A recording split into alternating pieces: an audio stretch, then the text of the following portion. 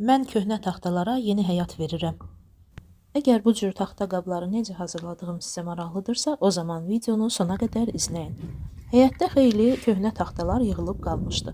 Qalın taxtalara heyfim gəlirdi və onlardan qablar düzəltmək qərarına gəldim. Çoxdandır taxta sini arzulayırdım və özüm öz əllərimlə taxta sini düzəltməyə qərar verdim. Bu dairəvi tutacaqlardır və bunları mismar vasitəsilə siniyə bərkitmişəm. Nəticədə bu şəkildə öz zövqümə uyğun bir taxta sini hazırladım.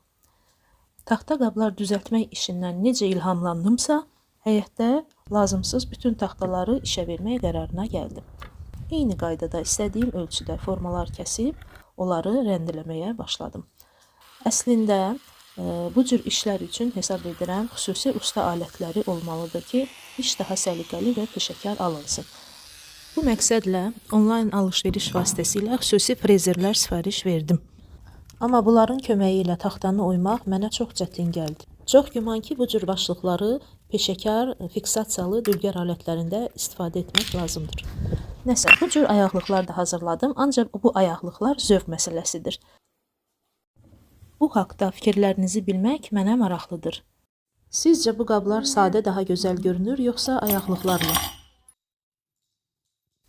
Bu düz bucaqlı formada hazırladığım qabı hamam aksesuarı kimi istifadə etmək qərarına gəldim. Fikrimcə ağ, qara və yaxud da boz çalarlarda olan hamam otaqlarında bu cür taxta aksesuarlar çox gözəl görünür.